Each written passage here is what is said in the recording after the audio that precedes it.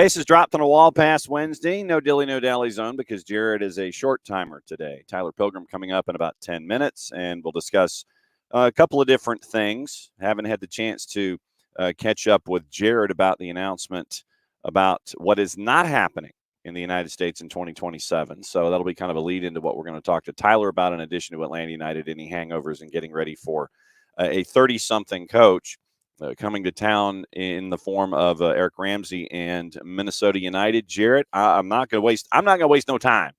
So, good morning. Good morning. And morning to Pars and morning to Alex, who are drifting in as well. News came out that 2027, I guess the United States has, I don't know if they've won the toss or deferred or whatever, but or lost the toss, and they're just going to defer. Nothing in 2027 World Cup wise. They're talking infrastructure and preparation and making sure that the sponsors or prospective sponsors, wouldn't have the Women's World Cup lost in the sauce. So the U.S. and Mexico have deferred to 2031. They're going to push it down the road for 4 years to make sure that they're not just part of a discussion, that they can be the discussion. Yeah, I mean, I'm sure we'll get more information eventually. We'll get like an oral history. Somebody will do deep dives. We'll get anonymous sources on it that are not authorized to speak on it, but we'll get more information as time goes on about why they made this decision. The World Cup's going to be interesting. Like, we know where you sit in 26. Beyond that, I'm very interested if the World Cup eventually starts going the way of the Olympics, and not that it loses relevancy, but in the sense that we start becoming collectively as a species more conscious of the cost of doing these things. Now, Yeah. it's easier in the U.S. and in Western Europe because you have the capacity to host the games in stadiums that are already built or can be done with minor renovations, as opposed to like building an entire country's worth of stadiums for an event.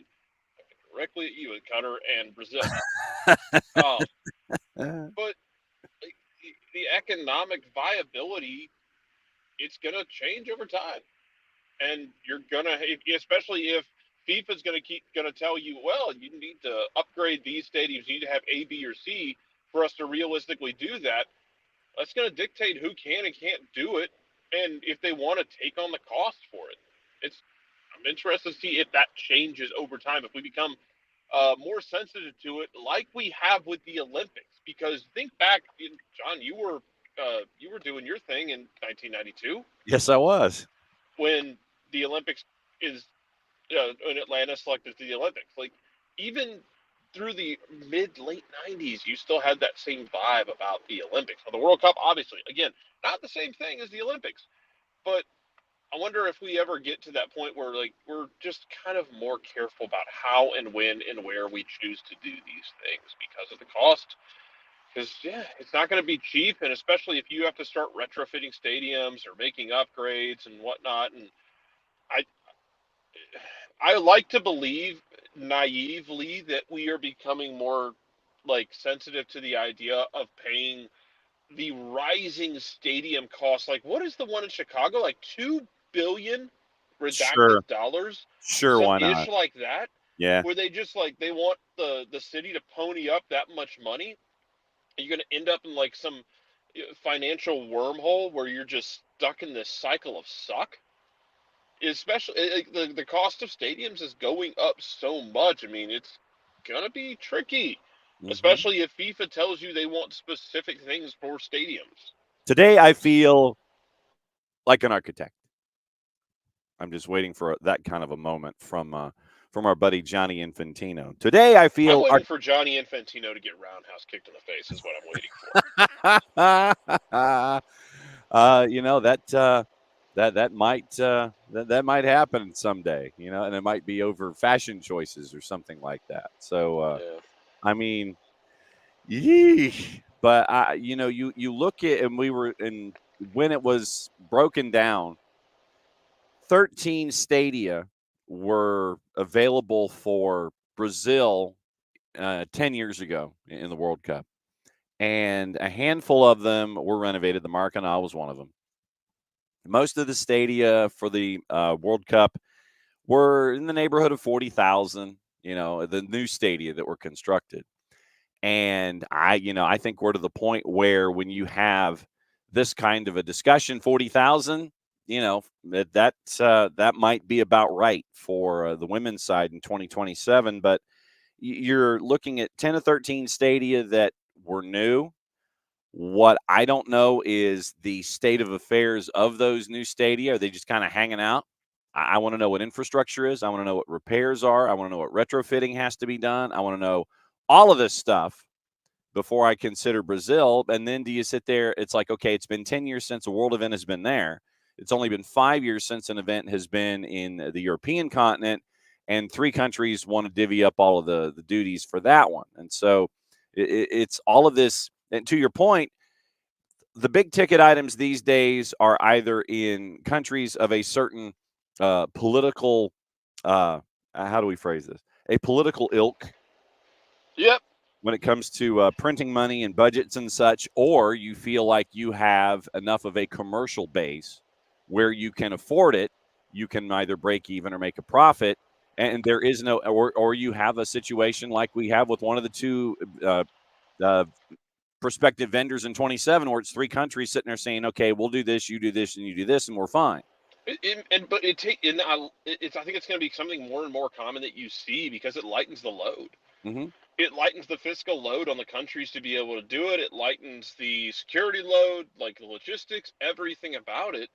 You split it up between 3 countries, and in Europe, I think it's much easier because the countries are smaller, Yeah. and you're able to get around. You have like a functioning system of public transit, um, and it makes it easier to deal with all that.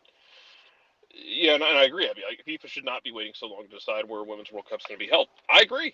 Yeah. They should figure this ish out. And I But wonder how much that played into 27 involving the United States, because we are what, 3 years from a World yes, Cup scenario? yes, and they just, I mean, FIFA can kind of drag their feet on it because they are FIFA. They can kind of Yes. drag their feet on it and expect everyone to just kind of jump when they say jump. Mm-hmm. And Maddie's dropping news in the notes, so I know she's listening. And Maddie, if you want to have if you want to go burn some time today at Kennesaw, go to the sport management office, go find Dr. Josh Pitts, and ask him about publicly funded stadiums. That'll give you a Woo. good hour that if you need to kill an hour, at least. Woo. He'll also Oh, send you papers. It's an absolute joy. I highly recommend it. and that's the fun part of all of this, where you get to learn about uh, stadia that are 10 to the left of the decimal place, and you have folks that are.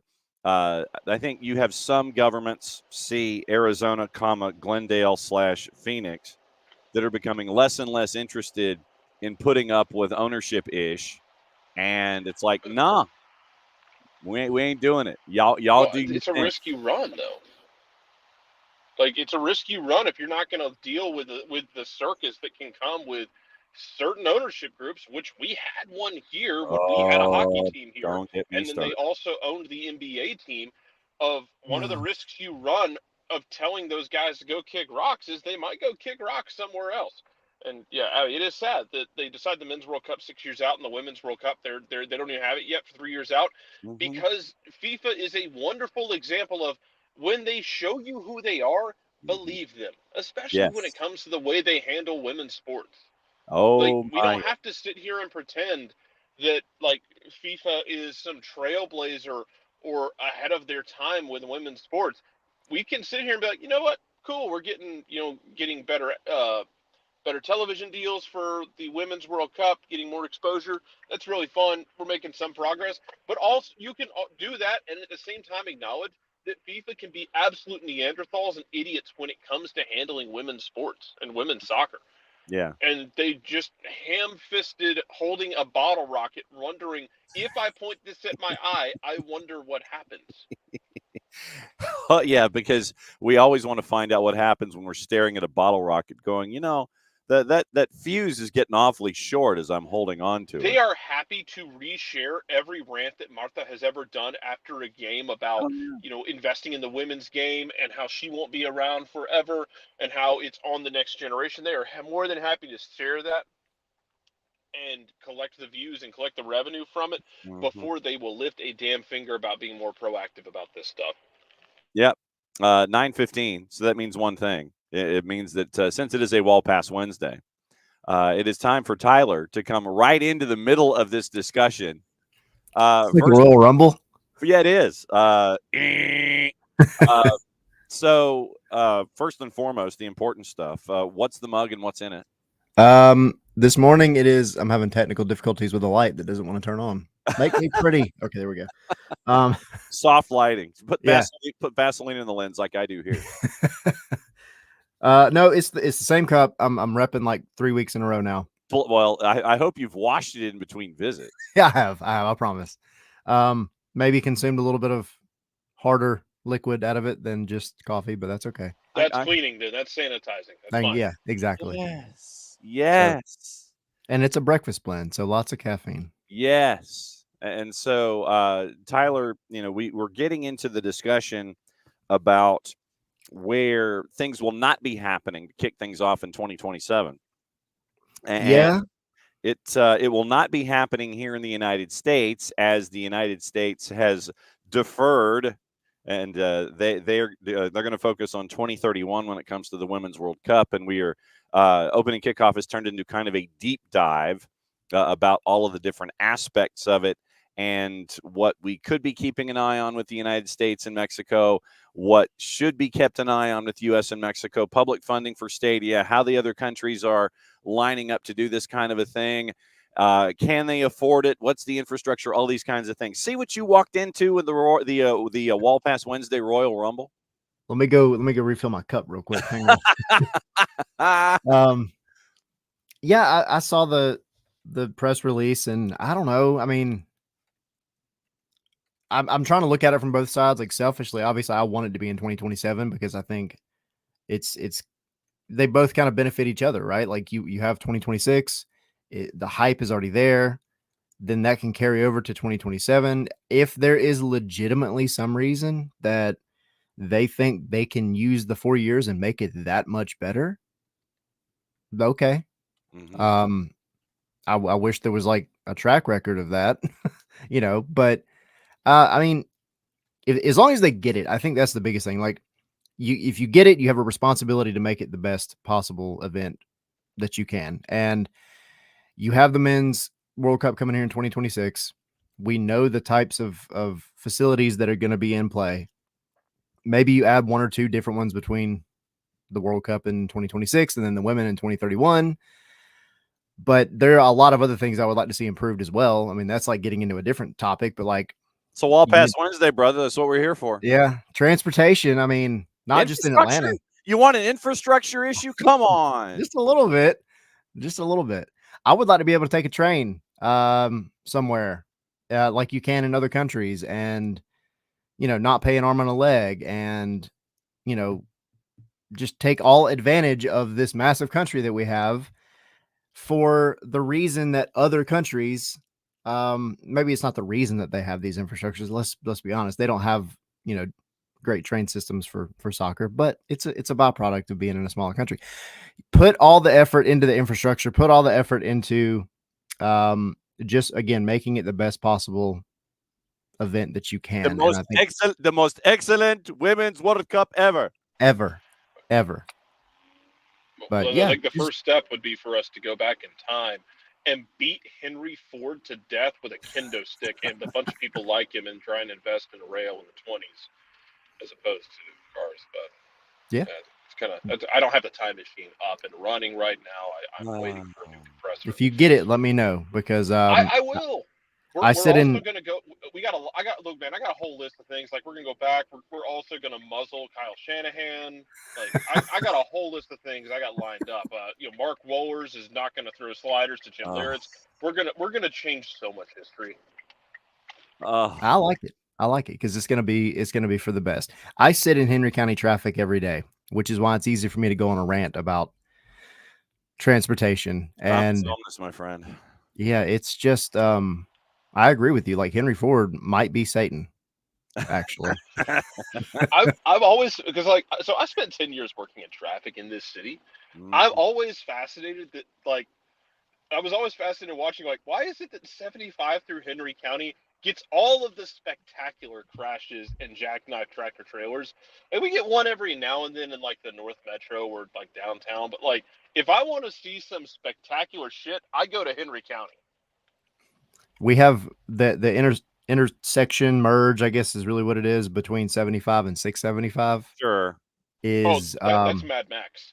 yeah, 100%. I mean, we've seen tractor trailers full of chicken end up down there, and that smells wonderful. We've Oh, seen boy. tractor trailers full of bourbon, which is much better.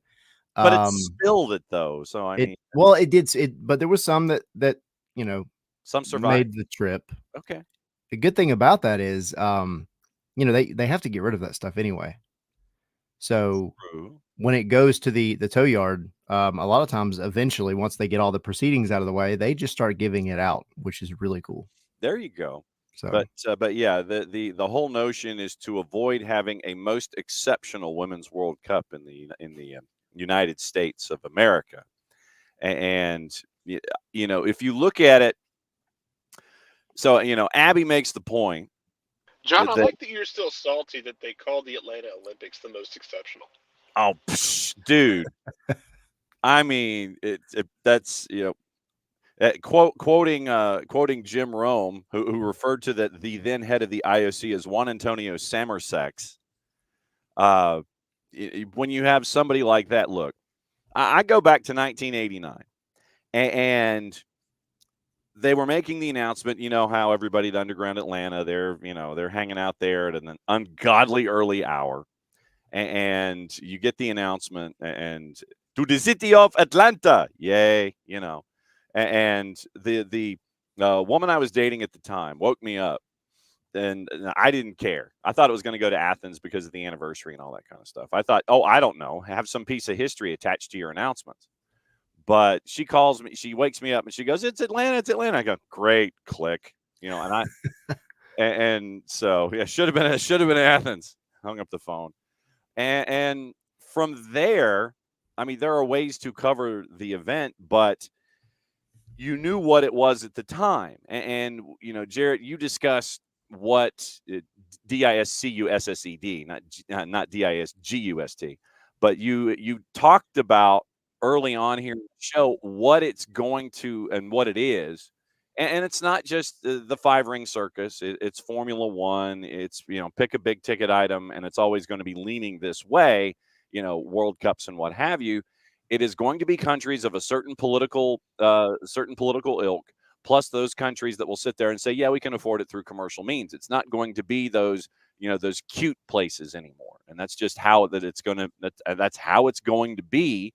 And I think that if you were the United States in this particular case with 27, I think that probably U.S. Soccer looked at it at the end of the train, because I mean, think about what it's going to be like here the next.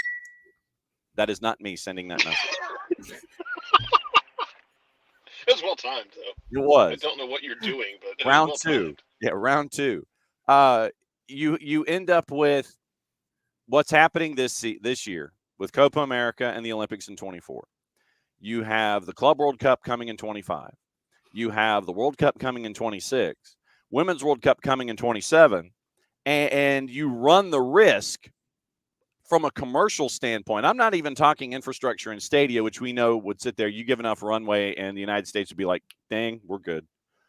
But the idea that you have the Women's World Cup, say, in 27, and you're at the end of this commercial train, you're the caboose.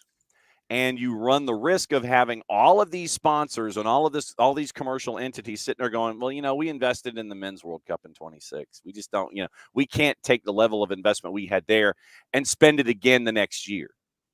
So I can see from a commercial standpoint and from an advertising standpoint and from a sponsorship standpoint, the U.S. and Mexico sitting like, yo, let's take a cycle. We'll take time to analyze what we need to do to be successful in 2031, in quotation marks. We'll let 2027 be 2027. So that way you're not running up against that wall where everybody's sitting there saying, yeah, come on and sponsor us. And everybody's going, well, I don't know, man. We really spent a lot of money in 26. and give it the runway that you need to help things out financially, sponsorship wise, all that kind of stuff. I mean, I'm looking at it strictly from that perspective, not just the fact that, oh, I don't know, it would be 3 years from now. 3 years. Legitimately. You have the 5-ring circus sit there and they give 8 years notice. You have, other World Cup competitions, you're like 5-6 years out, like Abby was saying. Right now, you still have not announced 3 years away where your Women's World Cup's going to be in 27. That, to me, to your point, Jarrett, shows really, Tyler, where I think that FIFA is sometimes. It's just like, these entities sit there and it's like, yeah, we're with you. We're going to do everything for the growth of the game. And then 3 years out, you still haven't told folks where you're going to be in 27. I mean, come the blank on. Yeah. It's interesting because, like, in the press release, U.S. Soccer was like, we want it to be essentially equitable. Like, we want it to have as much put into it as the Men's World Cup, which, like I said, you owe it to that entire sport, right? And by that sport, I mean the women's side of the game. Like, they need to be on equal footing. You need to be, because you look at, God, Barcelona and what those women are doing, filling out their stadium on a weekly basis. Like, the game is growing immensely. Look at the NWSL here. There's so many aspects of this that are growing rapidly. I mean, when I was with Jason doing the fundraiser the other day at Sweet Auburn Barbecue, we got on a conversation a little bit about the women's game. And, from like a local coaching perspective, like, I see the tournaments that come out to some of these fields, and there are so many young girls playing, and it's such a great thing to see that it's blowing up the way that it does. But they have so many great role models to look up to.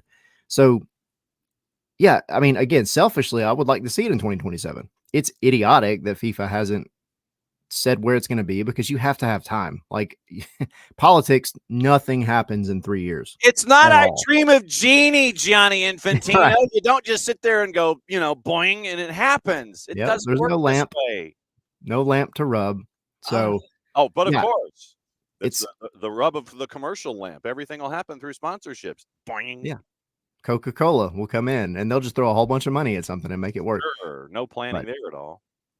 no, I just do it justice. That's all I care about. I mean, I can be patient, I guess, but also, I mean, to do it right, you need more than 3 years.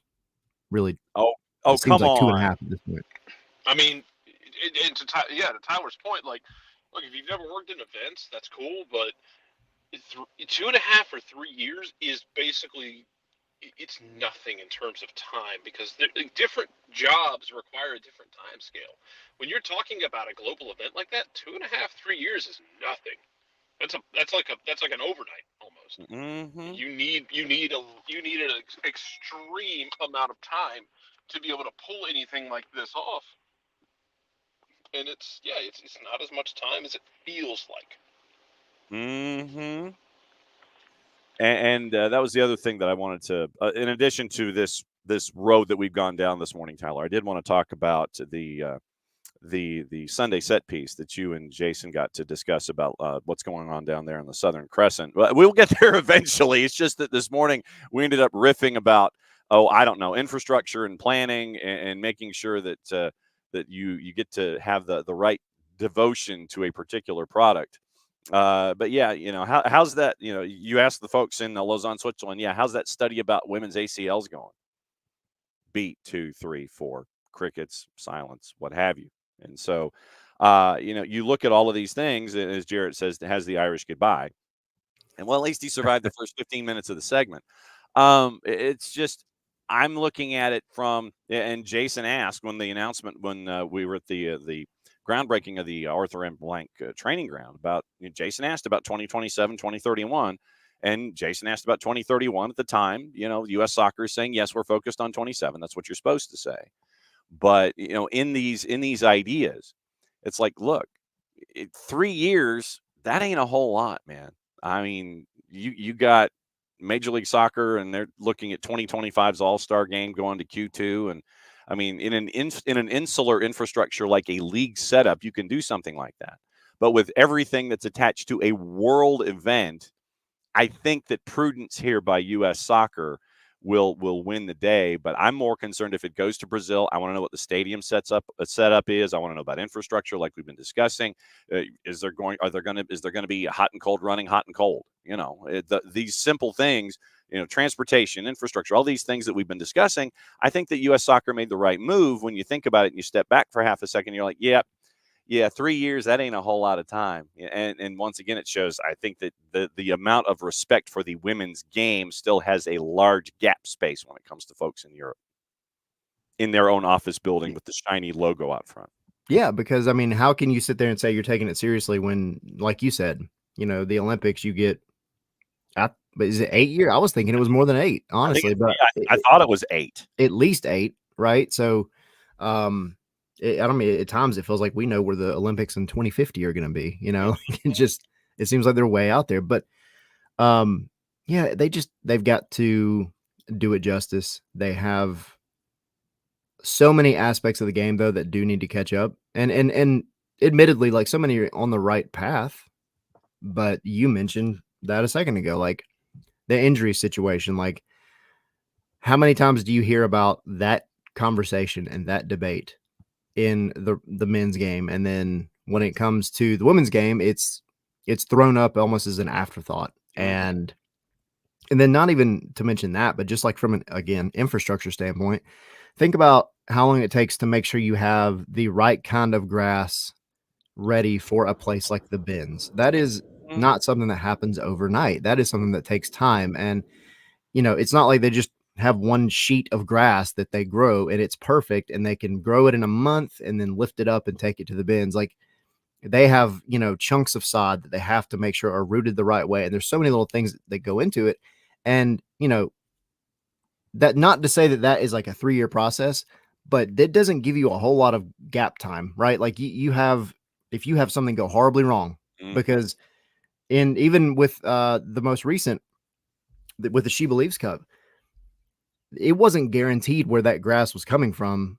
It wasn't that they have one partner and that partner is going to be the one, because, and I know this from chatting with US Soccer, you had instances where they actually had one partner that they were supposed to be getting grass from, and the grass got ruined because of too much rain. So it's like, it's little things like that. You don't have a lot of leeway for error when you have it out 3 years. And that's a very, very extreme example. Like, I get it's just grass, but there's so many other things. Well, you got to play on something, man.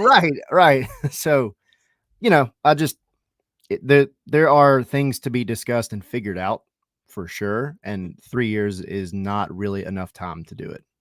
Tyler Pilgrim, at ATL Pilgrim, at Scarves and the letter N Spikes, hanging out with us as he traditionally does, 9:15 on Wall Pass Wednesdays, where, as you can tell, topics are not tied to just what's going on with Atlanta United and what's going on in Tyler's brain when it comes to Major League Soccer.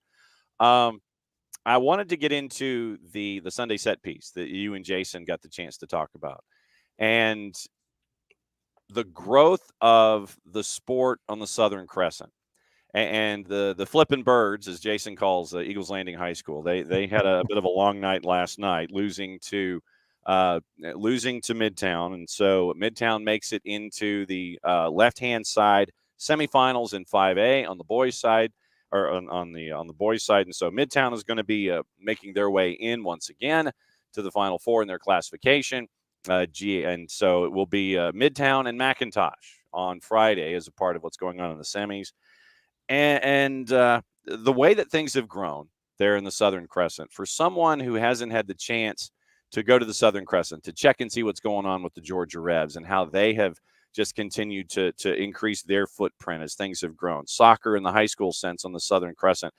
For those, without giving away a whole lot, if there was anything that was left on the table, what was it like to be able to discuss what's going on there in the Southern Crescent with the growth of what's going on south of the perimeter on 285? What's it been like for you to see all of this grow, knowing that because of where you are geographically, folks may not necessarily get to see what's going on down there when it comes to growth? Yeah, I think from maybe a pride perspective, you have a lot of folks down here who they have heard about the National Training Center, the U.S. Soccer Training Center. And when you start talking to them about it, maybe they don't know quite where it's at, but they heard, hey, it's coming to Atlanta. And then you tell them, hey, it's actually just outside Fayetteville, down here on the south side. They're like, "Oh, really? Like that's amazing." But then at the same time, I've talked to 13-year-old kids. They're like telling me all the details about it, and they're following this. Like they're super excited about it, and it is. It's a sort of, I think, a pride aspect to say, "Hey, we actually have this thing happening on the south side. Like that's just really neat, and not to mention just the south side, but Atlanta in general, but especially the fact that, you can be down here in a place that maybe hasn't gotten as much uh love in terms of infrastructure. We'll go back to the traffic thing. Um, Yeah. Yeah. but it's growing rapidly down here, and it was actually really cool being at Sweet Auburn Barbecue because some of the folks that came out were actually parents of players that I've coached or the players themselves that were out, and they've since gone and joined the Revolution. And it was kind of neat to see, like I've been doing it for a few seasons now, and just to be able to watch some of them grow and take what, I taught them and see them kind of develop into something even more. It's just really, really neat to see.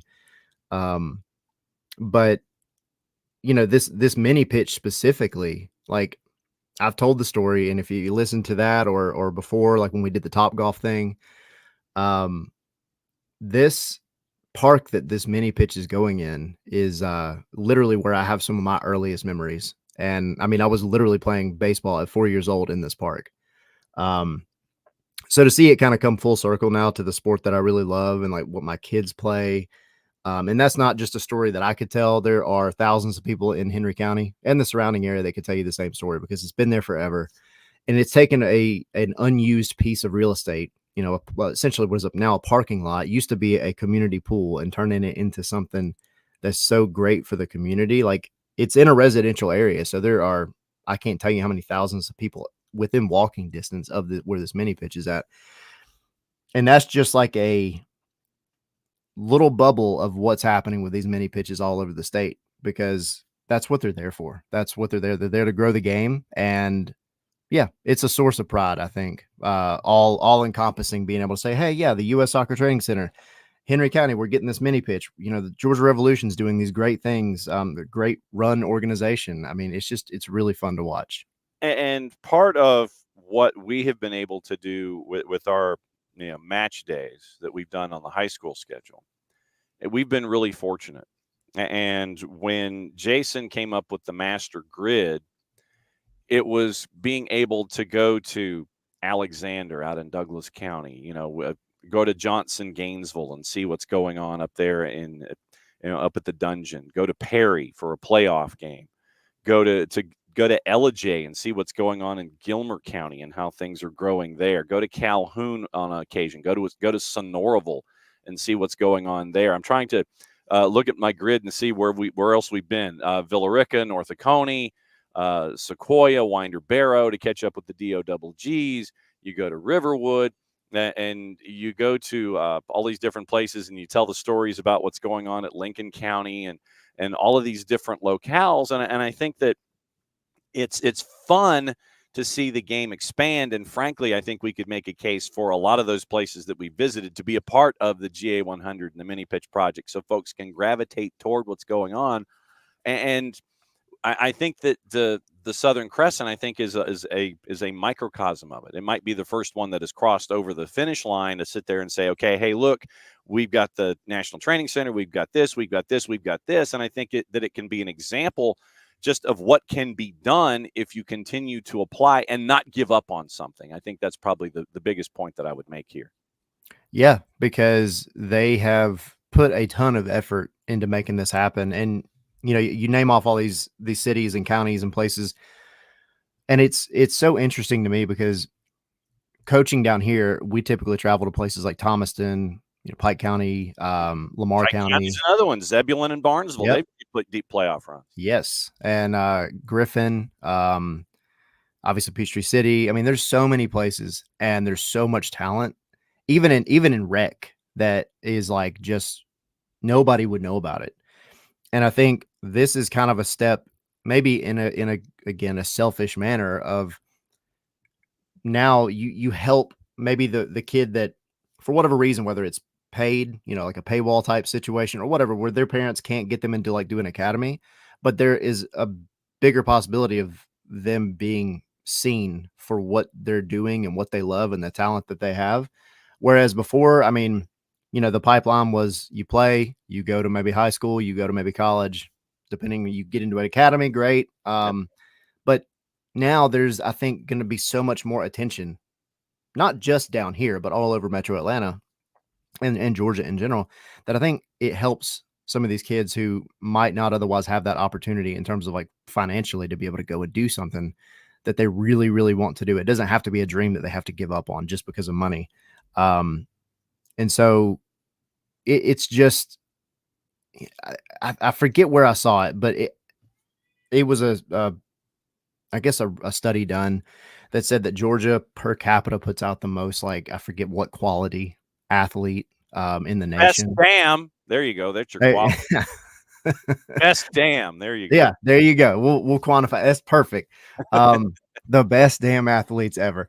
But before now, we don't have that infrastructure like other countries have, and I'm so tired of using that word. I cannot believe I used it like 5 times this morning already.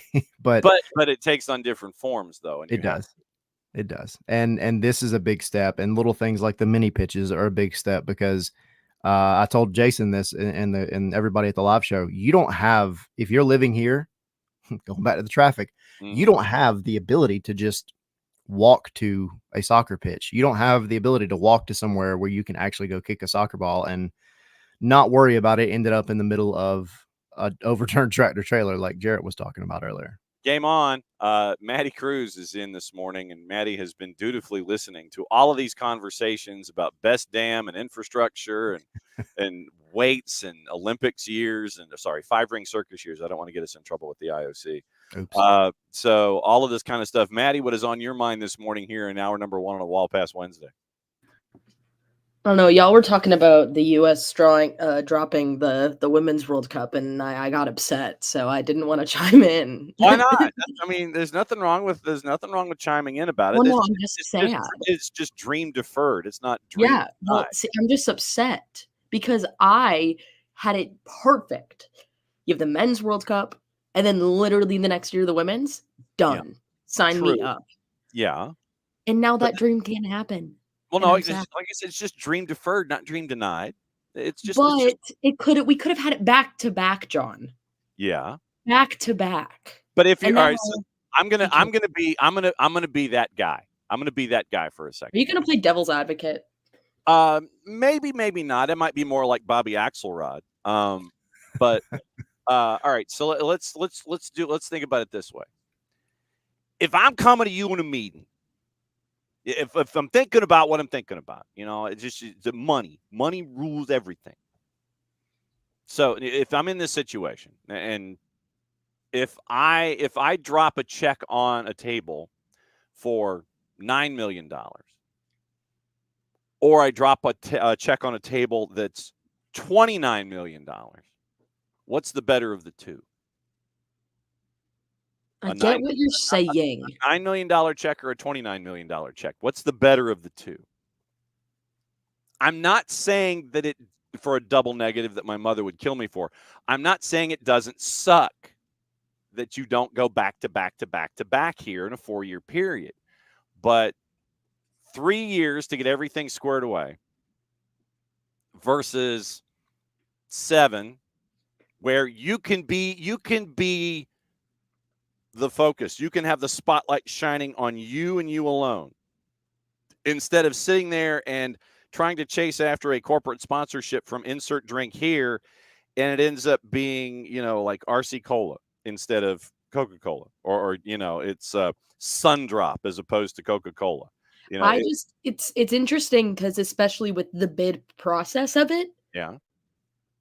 With what we had going up into the Women's World Cup, the bidding process, we were likely going to be the ones who were going to be given it. It was a very high possibility. I'm saying, too, at least with the next World Cup, you don't have a for sure that you're not going to be the top runner-up. And so it's kind of like I get like planning it out, figuring it out. I know England was also looking at 2031 as well. For the women's and side. I mean, I'm just like, it's kind of one of those situations where it's like, yeah, you're moving on to go and get better prepared and stuff, but what if another country comes in and sweeps it in and is like, hey, we got this planned out a little bit better. Today, I'm an accountant. That's my Gianni Infantino impression. That's my biggest concern, by the way, is like you just 2027 seemed a little bit more of a lock. Mm-hmm. You push it back to 2031, and there's no guarantee that you get it anyway. That's my only worry. Oh, not if I had a Ticonderoga number 2 pencil, I would wave it in the air. I'm knocking on wood, but I'm just saying. If I'm corporate America and I reach into my back pocket and I grab this, and this is commonly referred to as a wallet for those of you who are looking on the TV side. I'm not gonna lie. I thought you were holding. I thought you were about to open it the way so we could see your cards, and I was gonna say, guys, write it down. No. Well, there's nothing in the bank account anyway, so it doesn't matter. All you would be doing is helping me if you were to dive into said account, because I could sit there and say, no, that was a fraudulent transaction. Put the money back. But no, if I'm corporate America and being the be all and end all of everything when it comes to sponsorship dollars, and the countries that are attached to the organization in Switzerland that is in charge of the world competition that challenges the best in an expanded format with an expanded number of countries. I think there are only a few countries that can sit there and handle all of these countries, all of these dates, all of these stadia, have the television audience that you're looking for, and it's not going to be European, especially if the 3 countries get it in 27. You're not going to go Europe back to back. But if I'm corporate America, I sit there and I open up my wallet and sit there and go, well, I'd really like for it to be in the United States. I'd like for it to have that East Coast audience where I can get millions and gazillions of people there. I think that the corporate firepower of countries that are attached to the United States would probably swing it better than any other country that would be attached in 2031. That's just my gut feeling. I totally agree with you, but I was going to say, where's the conjunction in your sentence? I can never account for the stupidity of human beings at times. Yeah. And that makes me nervous because it's not as if FIFA is without fault when it comes to decision making. What? FIFA? It's my only worry. That's kind of where my thing is I'm like, it's very uncertain now, because I feel like the 2027 bid was a very locked in type of thing. And now you push it back a little bit, and now it kind of seems a little bit uncertain, because we know things are crazy over at FIFA. Yeah. It's the Gilbert Gottfried sketch. It's just the scene in Beverly Hills Cop. It's like he's got the one thing in the one hand, and it's like, and then it's like, what? But then I got something over here in this hand, and it's just then all of a sudden it's like you focus on what's going on in this hand, and this hand is like, what's going on over here? I don't know what's going. One of those. But I understand the concerns, but we all know that. We look at it from the infrastructure standpoint. 3 years ain't going to cut it, especially if you're growing grass. And if grass ends up going kaput, then you need more than one particular location to find your grass, especially for your indoor venues. How many different venues in the United States have capacities that can fit the massive crowds that the folks in Switzerland would be looking for when it comes to all of the pretty pictures and all of, it's another packed venue. Hey, what's the capacity of it? 12? No. We can't have that. Look at 12 people watching a soccer. No, we can't. It's like 45, 50,000 people consistently. And I don't know. Maybe the final is at some stadium that's based here at SDHHQ that can seat 73,000, 7 miles that way, something like that. Because, hey, the National Training Center ain't going nowhere. It's going to be in this for a while. That's a permanent thing. THANG. That is a permanent thing. That is not a permanent thing. It is a permanent thing. That is how emphasized that is. Can I I got to say really quick. Yes. I've said this to nobody, so you're the first one to hear this. Wait. Hang on. If you're going to do this, we're going to do it this way. All right.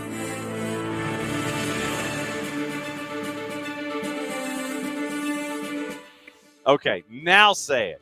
All right. This acted as if I was going to bring up news. I'm not. This is my opinion. the renderings for the National Training Center. Uh-huh. The brick that they're using Uh-huh. makes me feel as if I am back in elementary school and this place was built in the late 60s. Okay. So I know y'all were expecting maybe like a hotter take than that because it was built up, but I'm like, we're putting this like 50 million. I don't even know how much it is anymore. 11 Whatever gets million training center. Mhm. And 200, using- I thought. Yeah. Isn't Arthur putting up 50 for 200? Arthur put 50. That's right. Yeah. Arthur put up 50 for 200. I Yeah. think. Well, that 50 million could have gone to some better bricks. I'm just saying. Those bricks are ugly. And I want nicer bricks. I want some like lighter tones. I want something that looks like it came out of HGTV. This looks like it came out of a caveman's backyard, and I don't like it. So what you're looking for, the folks from Magnolia, you're looking for Chip and Joanna to come in Yeah. and model the whole thing and figure it out. Yeah. All you gotta do is change the brick color. Everything else is great. Change the brick color. Make it throw some white on there, make it look a little what's the word? Shabby chic. Sure. Is that the buzzword when we're talking about? I'll take your word for it. The only buzzword I know is shiplap. So Yeah, I was gonna say shiplap, but then that's not brick. So no. Yeah.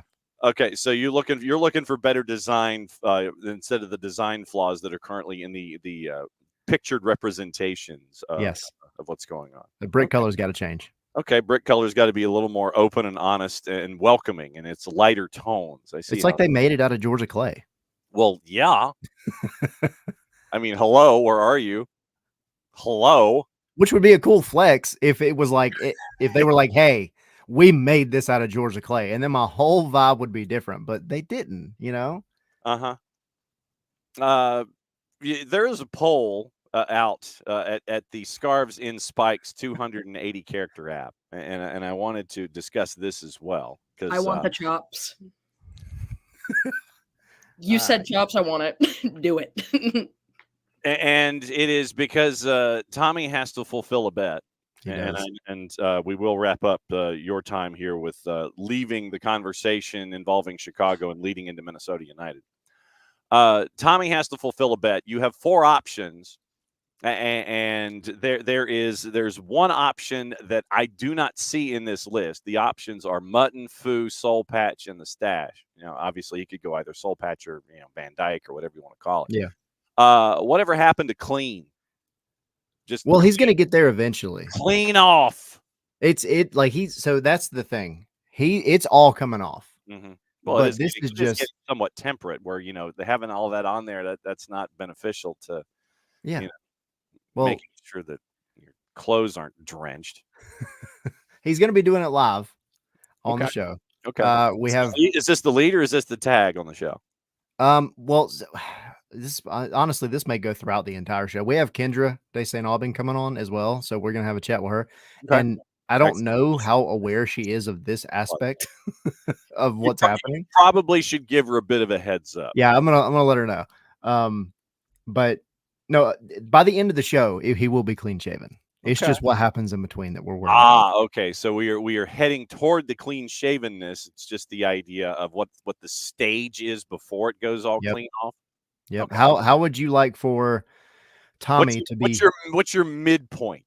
Yeah, but also he will be immortalized because he'll be on screen doing it. So somebody's gonna be taking some receipts, and then a year from now they're gonna come back up in the best way possible. All right. Putting Chicago in the rearview mirror. You get a goalless draw. Atlanta United, I think, in the month of April. That was last month. April, I think, was number 1 in the league in XG. Bottom line against Chicago, you just didn't finish your chances, and combine that with Chris Brady standing on his head and still not getting credit for all the saves that he made. At least one was left off the board because of an AR that I don't know. But anyway, separate issue. But once again, they led in XG in April, didn't put it in the back of the net.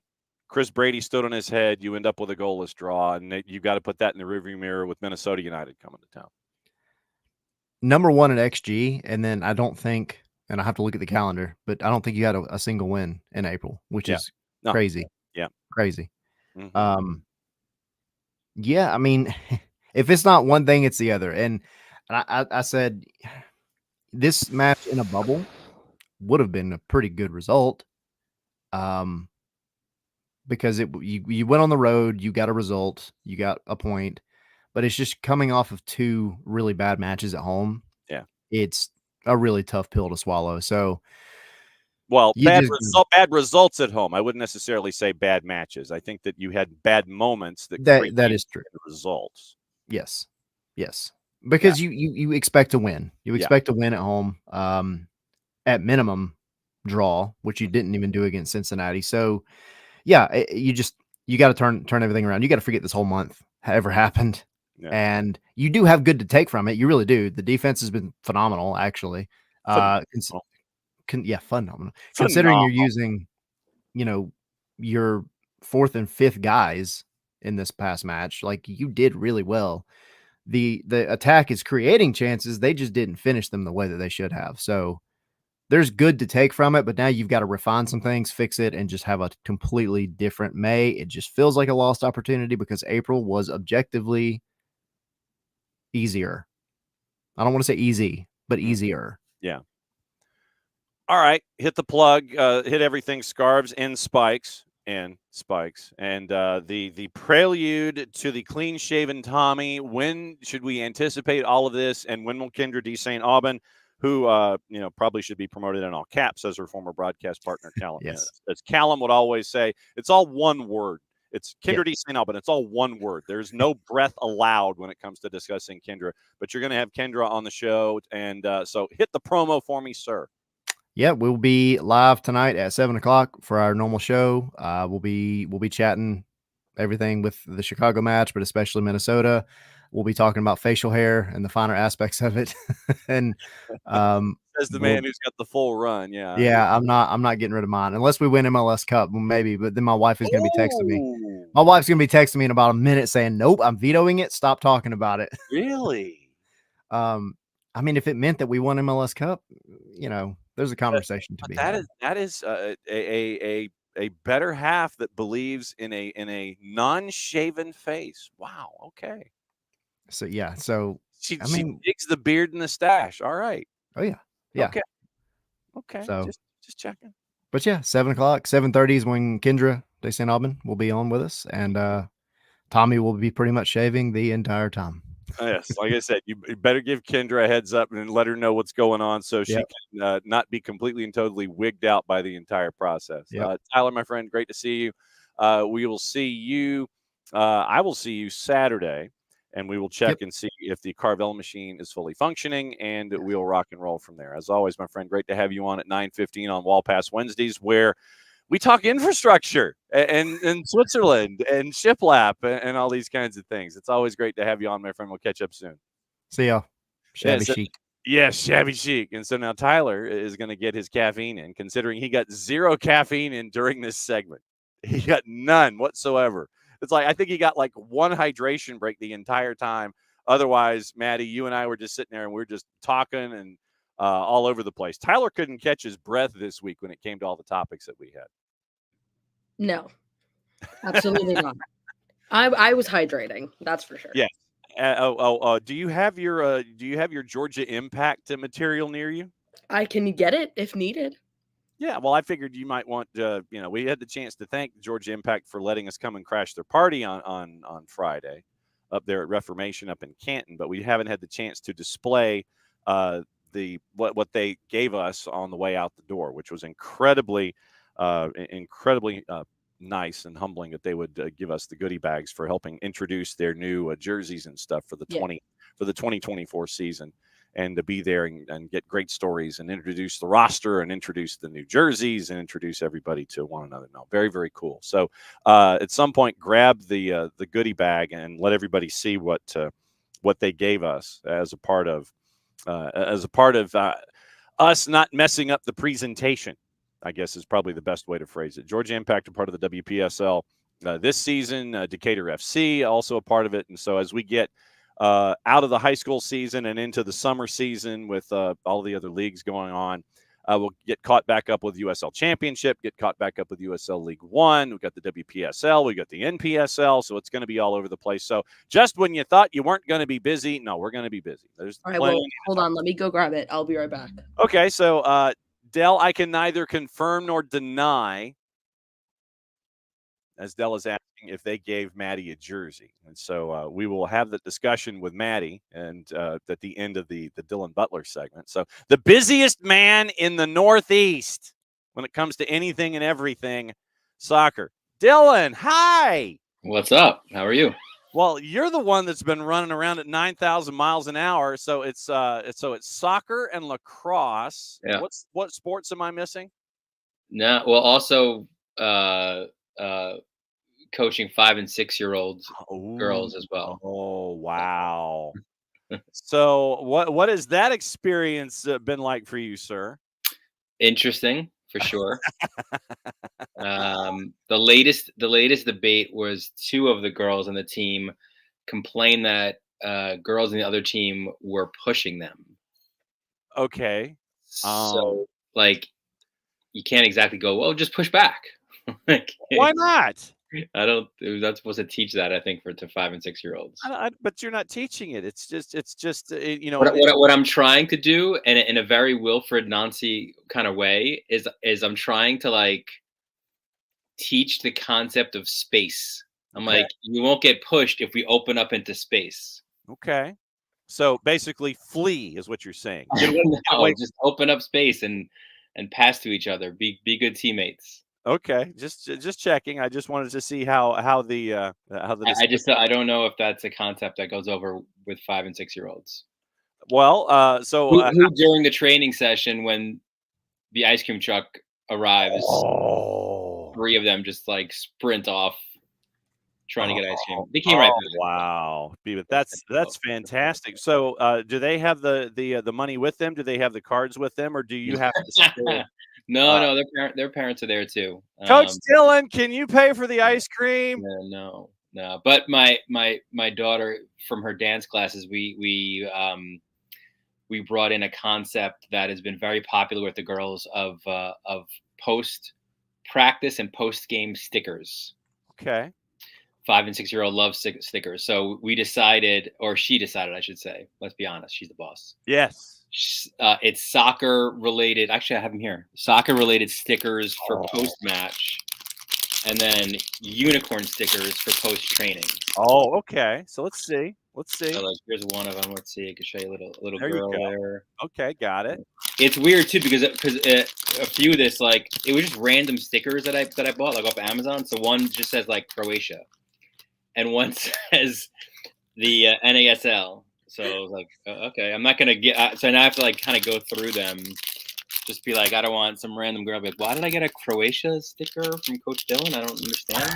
So I was able to retrieve the impact. Okay, so yeah, we hosted a WPSL event on Friday night where we were unveiling the new jersey for one of the local teams, and so they put up with me and Maddie, and we did not destroy the building or the facility that we were at, and so as a thank you, they gave us jerseys and stuff. And so there's and here's one of the post training. Oh, okay. So unicorn Pegasus with wings kind of deal. Yeah. Yes, Dell. They did give me a jersey, and you want to know who still hasn't? Birmingham Legion. Yeah. Jay Heaps, Birmingham Legion. Yeah, Maddie's got a thing against Birmingham Legion because she's got a beef with Jay Heaps because Jay and Maddie had a bit of a discussion where when we did a remote in Birmingham, it was like, okay, so Maddie loves the new Lady Electra jersey. And so Jay's like, yeah, I'll get you one. Nothing. Where is it? Radio silence. So yeah, that's where we are. So the WPSL, yeah, Maddie's beside herself with Jay Heaps. Speaking of Jay Heaps, former location of Jay Heaps is in a heap of trouble, and we talk about hot seats. Let me start it this way. When it comes to hot seats, how early is too early to talk about hot seats when it comes to coaches in Major League Soccer? Do you think? I think it depends on the team, right? Like, what was Chris Armis's at Toronto? Like four matches. Yeah. I mean, in a COVID year where they couldn't play at home, like, a lot of things were stacked against them there. So I think it depends on the team and the move that you make, right? But you're right. Like, there's a few new coach hires where you're like, it's not exactly working out here, but the problem I think with any of that is like, look, every new coach brings in, their own stuff, their own concepts, their own way to play, their own philosophy, and I think DC has maybe learned this a little bit over the years. Like when you then make a change, right? Like now you're turning the clock back, and now you've got to go back to the starting line, and even if you weren't that far ahead of the starting line, now you have to go back, and now we've got a new philosophy and a new coaching staff in, and you're just behind the eight ball then. So that said, MLS is unforgiving. So especially in the East, it's very difficult to make up points. NYCFC has, to their credit, with this homestand they've been in. What is it? 9 points from their 4 matches so far, I think, or 3, 6, 9, 10 points. I think I'm not good at math. Yeah. But I think three wins and a draw, right? Ahead of Colorado coming up on Sunday. So you can make up points for sure, but it's hard to make them up in a bunch like New England are looking at right now. 9 matches so far for New England, only 4 points on the grid, 1-7-1, averaging giving up 2 goals a match, minus 12 in goal difference. You've only scored 6 with some of the big names that you have on this roster. And so let me see if I've got this correct.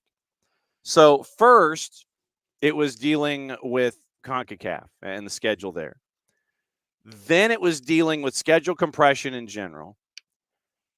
Then, before Messi and friends come to town, it's either food poisoning or just general sickness that is going on in New England.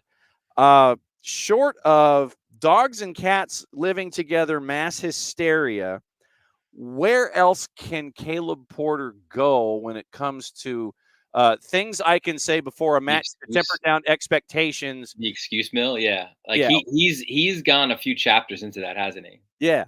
Like he's not like is he gonna blame the turf next? Is it what were other popular ones in MLS?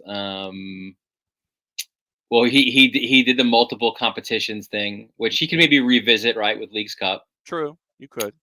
He did in the Champions Cup, he did the salary issue, right? Like they've got 15 DPs out there. We don't. Yeah, we can't compete with that. They have 15 DPs. I don't know, but here's the problem. Like he is his own worst enemy here because he just went out and then what did he say in the beginning? Like he was complaining about or needing the reset from I mean basically like the Bruce era, right? Like basically having to like clean up everything there. Yeah. So because you're not worrying about the baloney anymore. Yes. Right. I had to get my Cardinalfo reference in there, but putting the baloney aside. How bad is it in New England right now? Yeah, pretty bad, right? There's 29 teams in Major League Soccer. They are the 29th team in Major League Soccer right now. And is Nashville the 28th? You can make an argument there. You could San Jose. True. Could probably San Jose is probably there. Yeah. Nashville, you could. I don't know. Again. Oh, San Jose's 28, then is Nashville 27, I guess. Probably, yeah. Of course, on the mothership, there's these power rankings that are out, so you can peruse those and see how. Never heard of it. These teams are, but yeah, no, not good. And again, it's an East that has Messi and friends, that has the defending Supporters Shield and MLS Cup winners, that has an improved Atlanta team, that has an improved Red Bulls team, that has an NYCFC team now earning points. Who am I missing? I think Montreal with some home games, they're going to be better, right? Like, so there's only so many playoff spots that are available, right? So like where is it going to turn for New England? Dylan Butler, MLSsoccer.com, hanging out with us, and we're discussing everything from coaching youth soccer to hot seats and everything else going on. Messi and friends, as some of our folks in the Twitch pitch mentioned, Del Schaefer down in Charleston. He's like, but they had the highest attendance ever, like 65-12. It's like, yes, they got to watch their team get smoked by 3 goals. but how many of them were actually there to see the team get smoked, and how many of them were there to sit there and see Messi and friends and have Messi and friends? I think the folks at Patriot Place were happy. There were Yes. probably a few establishments that were visited before and after. Yes, sadly, Toby Keith's is no longer one of them, but R.I.P. You've got right now the street fight that is the East. It's going to be a street fight all season long because I still think that Messi and friends are going to come back to the pack just because of injuries and schedule compression and international duty and all these things. They're in their early season sprint. They're gonna come back to the pack. Yeah, they're not made for the Shield. I don't think they're made for their tournament quick hit situations like Leagues Cup, or we thought Champions Cup, but certainly MLS Cup. Yep. And so right now in the East, it's Cincinnati, or otherwise known as Philly Light, I guess. Oh yeah, Philly too. Sorry, guys. I didn't mean to although Bedoya's got a few words to. Yeah, he does. Well, and Gazdag had a few words last night, apparently after the redo and the 3-2 loss, where it was like this was the worst half we've ever played since I've been here. About that first half where it was an awful giveaway, and Raul Ruidiaz puts it in the back of the net. That's gotta be fun to like be like in Philly, because like you get the sense. Look, we've been around teams where it's super buttoned up, no information goes out. We're not negative about anything, guys. Everything, if it's not positive, then it's just we're not going to be negative. And like Jim Curtin's talked about buying beer and pizza for the guys after a clean sheet, and like it just has this really fun feel. It feels like like it's just whatever you want to say it. Have it out in the locker room, have it out in the press. It's just wild. Well, I mean, there's no, and I think that the press appreciates that kind of openness because 100%. It's not your standard 20-second soundbite where you drop in at least a cliche or two and you open up the cliche handbook and you go down to like page 8 and you play mix it. Right. The follow your cliche adventure that you have when it comes to your sound bites. Play it one game at a time. Yeah, that and you see, and that's the thing is that you could sit there and it's like, we're ready for the challenge, but we are going to take it one game at a time, and we're really excited about the challenge that this team coming. That was one of my favorite parts of Bull Durham when he's teaching all the cliche quotes when he's about to go to the bigs. Mm-hmm. So who's it? Ray Ann? Did you hear that song, Ray Ann? Jesus. I mean, it's great to have that honesty, but do you really want that kind of honesty all the time? I guess is the question that you're staring at. Yeah, it's hard to kind of turn that faucet off. It seems like true. And because of that, I wonder. After last night, apparently there was a conversation, so Rich has said that Andre Blake may or may not have said that he wants to leave Philadelphia this morning. So. Is this, and this is running it back? Is it running it back one too many years in a row? Yeah. I thought so. I thought that was the case. They were another team too that you gave them that Champions Cup leeway in the start, but then the way that they exited that competition, yes, I understand they didn't have a loss, but they had a lot of ties, right? Like it wasn't like they were setting records for early season wins or anything. And again, this was the talk in the off season, right? Like, listen, we're running it back. These are our guys. So this was supposed to be that breakout year, and obviously not the case to this point. They're akin in this Stanley Cup playoff season that we're in. Oh, maybe I don't know. Maybe they're not like the big spenders like the Maple Leafs are, but they're almost akin to that, right? Like where if you don't get that success this year, like are we just blowing this up? Winnipeg? Are they akin to Winnipeg, you're saying? Yeah, Maybe. because Yeah. Winnipeg's got, they've gone right up against the cap. So Curtin is bonus. Yeah, so Curtin Yeah. is Rick Curtin is Rick Bonus, and Yeah. where if you're up against the cap and everybody knows that you've got to do that, but you've also got to sell out your building and get your season ticket holder base back because you ain't filling out your building. It's one of the smaller buildings in the Yeah. in the NHL, and if you're not filling out your building and you're up against the cap, something's got to give. Yeah, fair. And so Winnipeg was the first team that popped into my head. Constantly trying to bang the door down, always competitive, and they just, for whatever reason, they can't quite get over the hump. And so that's why I was thinking it might be Winnipeg. So, But I just felt in the desperation to win this year mode. Yeah. That's similar to what the Maple Leafs are looking at. So you're staring at a team in Philadelphia running it back one more time, and Jose Martinez is getting run around like nobody's business. And so he's got issues at the back, and you've got folks in their early 30s, mid 30s, and they're having to face this schedule that's there. It makes you wonder about a team like Philly. Red Bulls right now, they're third here at the quarter pole, and we've seen what Emil Forsberg can bring to the table. John Herdman, after 10 matches, I did not anticipate this, even with the injuries that they have at Toronto right now. They're in fourth. You mentioned Crew. Nick Cushing has a stay, I believe, is probably the best way to phrase it with that most recent run of form.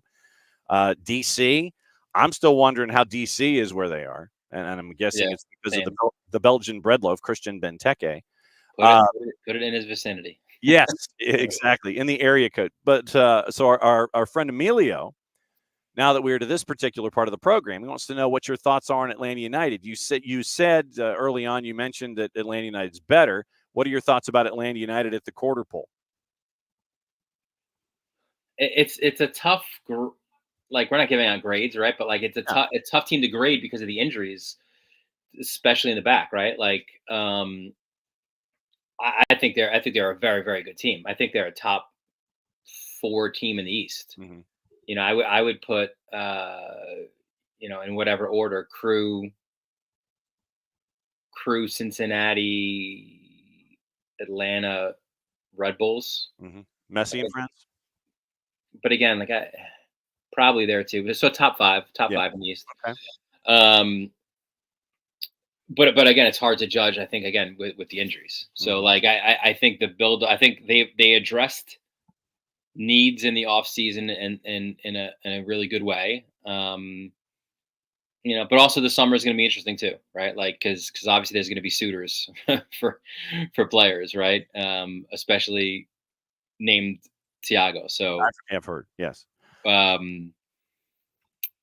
It's like you address your needs in that one window, but now and of course they're anticipating these things, so they've got it on the board. If this happens, then that happens. So, but no, the long-winded I think is I do think they're an improved team. We've just not seen the best of them yet. So then let me ask you this: you mentioned the Color Your Thiago Almada adventure that we're going to be having sooner rather than later. That you're going to have suitors, and you just don't know where and what the price tag is going to be. What do you think about the new rules of engagement where it looks like in the summer you can add a U22 or another DP, or that kind of thing? What do you think about the new rules and where it might help franchises and who's going to have to sit and wait for a little bit to get the help, I guess? Yeah, I think, I think that's the thing about these windows, right? Like MLS, you prefer, and it's all about the FIFA calendar, right? Like MLS, you'd prefer to do your business obviously in the preseason because you have your team throughout, right? And obviously the preseason for all European teams is the summer. So, like you could lose right in the middle of your season, some obviously significant players, which has happened. So I do like that mechanism where you can replace those guys at that point. I mean, it makes sense, right? Like it just helps those teams, and MLS wants to be a selling league, and they want to develop talent. So why not make it easier on teams to be more willing to do that, right? Who do you think benefits the most? And is there somebody in that second level that you would sit there and then you wouldn't necessarily think that they might benefit from it, but then all of a sudden they'll make a move and it's like, ooh, someone who may not necessarily be a big spender, but is there somebody in like that? Is there a B+ player out there that you think could benefit more than say the folks that want to, open up the wallet like Toronto, like the Maple Leafs or the Winnipeg Jets? Who do you think would be one of these low key folks that could benefit from something like this? Good question. I think some of the teams like I think Salt Lake has shown the willingness to spend a little bit more, right, than they have in the past. Colorado, another team. I mean, if you're dropping $3 million on Georgi Mihailovic for the first time in modern history, and you're helping out Chris Armas, it's like, what has Kroenke Sports and Entertainment done, and what have you done with Stan Kroenke? But I think a lot of those teams, and maybe Red Bull too, and that's another team too where they did splash the cash, and the early returns are very good on Forsberg, right? So probably those teams, but I think you're seeing more across the board of MLS. Maybe teams aren't spending like Miami, but I think we're seeing the basement rise in terms of spending, right? Like teams that weren't spending are. Or are spending more, I should say. But is Messi and our Messi and friends really spending money? Wink, wink, nudge, nudge. How'd you do? I mean, Jordi Alba and Sergi Busquets, they're only getting $1 million salaries. I mean, yeah, I mean, and of course I say that tongue in cheek. But when you look at like Messi and friends and Chris Henderson, they've got to have a massive capologist there that understands all of the rules that are the rules of engagement. Because when you get X amount of dollars in AM for DeAndre Yedlin, and it is one of the goofiest figures I've ever seen for AM for DeAndre Yedlin, and then you get a player injured, you get to bring in a player on loan. You get another player injured, you get to bring in somebody else on a deal. It's like I feel like it's like that room, that office that person is in. Like you open the door and it's like that scene from A Beautiful Mind. Yeah. Where it's just like numbers everywhere on the walls. Like it's or is it like Charlie Day in It's Only Sunny in Philadelphia where you have all the pictures and the red string going from one place to another. And it's like, if this, then this, and all these kinds of things. You mentioned spending money. LAG has spent a lot of money, $19 million on bringing in 2/3 of your protein power pack, your P3, the Puig, Paintsil, and Peck. And they are crazy offensive right now, averaging a little over 2 goals a match, 21 scored so far this year. Of course, they've also given up 17, but hey, if you still outscore the guy, it's 5-4. It's fun to watch. Yes. That's for sure. You're still outscoring folks, and you're taking the over in your juice boxes. That's probably one of the better plays on the board every single week is just take your total for LAG and go over. It's just like, nah, I'll go over 3.5, and I'll set it up right there. When you look at the West right now, you mentioned RSL. How about them, huh? Sitting on top. Yeah, I mean, RSL with Chicho Arango, LAG, Vancouver with Vanni Sartini, now that he's back on the touchline, and Minnesota with 32-year-old Eric Ramsey as head coach. And Minnesota's coming here to Atlanta this weekend. Should be an interesting one. Yeah, and Reynoso will not be. Reynoso, you mean? And they're seemingly better without him. At least in the short term. Yeah. Interesting that and like points when you go to points per game, they're right up there at the top. Minnesota. Yeah. In the West, so 1.89. 1.89. Yeah. Yeah, that's one that I don't. That's a surprise for sure. Did not have that one on the bingo card. No. And Salt Lake doing what really not many MLS teams have done, gone to Subaru Park and took away all 3 points, right? Mhm. So super impressive performance there, and love what Vancouver has done.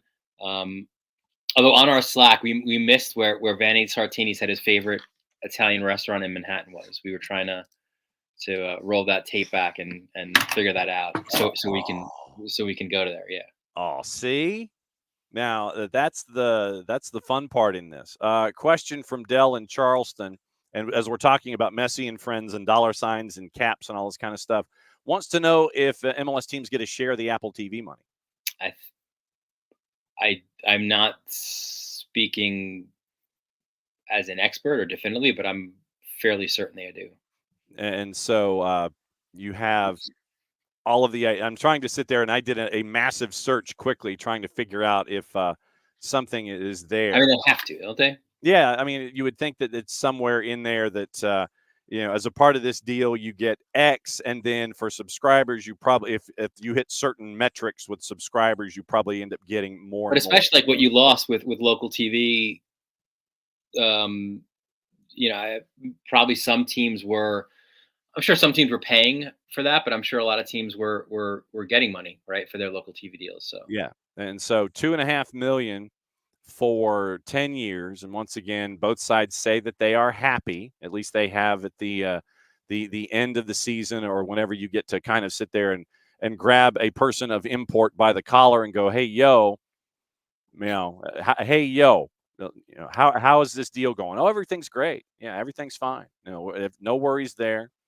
So on a per club basis, when this came to the fore, 29 teams, and then San Diego coming in for 30. You have the $2 million in production costs that teams have typically spent. You get an average of $7.5 million a year per club. And that's a big increase from the last deal, which was at $90 million, $25 million for the rights to the national team games sold separately, $65 million to $300 million. So it's a 450% increase in income. And so that's what you're staring at with the distribution when it comes to the Apple TV deal. So, I mean, $7.5 million can help you out, man. That's what that's hunting for. This upcoming weekend, what matches are in your spot shadow? Where are you going to be staring at? Are you going to be staring at the team that is going to be heading toward Dylan Butler Estates in short order? Where are you going to be staring at things this weekend? Well, of course, it starts with tonight. I'll be on the desk for that one. So we'll see if the crew can finish things off and reach the CCC final. Will they? I wish they didn't concede the away goal. That makes you nervous, right? I